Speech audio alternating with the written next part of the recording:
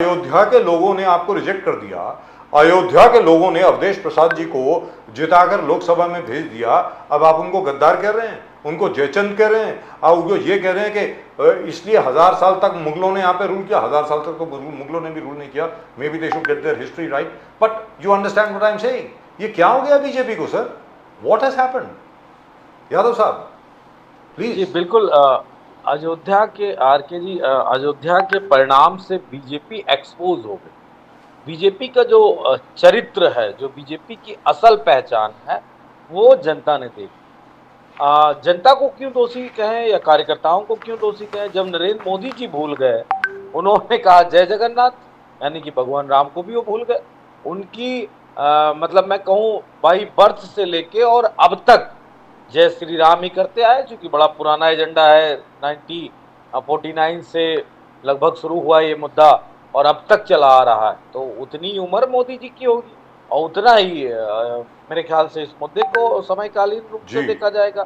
तो जो बीजेपी इस वक्त कर रही है, वो बिल्कुल पूरी तरीके से अपने मूल चरित्र को जनता के सामने रखे। लेकिन मैं इससे भी आगे की बात बताऊंगा। देखिए, अयोध्या विधानसभा बीजेपी 4000 वोटों से जीती है। तो आपने मंदिर कहाँ बनवाया? अयोध्या विधानसभा जो सदर है। आपने मंदिर बनवाया, आपने डेवलपमेंट किया, वो सारा काम आपने अयोध्या में किया। तो अयोध्या के लोगों ने आपको जिता दिया, अयोध्या विधानसभा ने आपको जिता दिया। लेकिन 4 विधानसभाएं लोकसभा का चुनाव उसमें और भी आती हैं, वहां पे आप हार गए। उसमें एक विधानसभा मेरे जनपद की है, बाराबंकी की, दरियाबाद। वहां तो आपने कोई डेवलपमेंट किया नहीं। मिल्कीपुर में कोई डेवलपमेंट किया नहीं, और बीकापुर में कोई डेवलपमेंट किया नहीं, रुदौली में कोई डेवलपमेंट किया नहीं। तो निश्चित तौर पे जब बीजेपी इसके बहुत ही तह तक जाके इस देखने का प्रयास करेगी, तो स्पष्ट रूप से आपको ये देखने को मिलेगा कि जनता ने भी डेवलपमेंट के हिसाब से ही वोट दिया। जहां आपका काम ठीक था, वहां जनता ने आपको वोट दे दिया।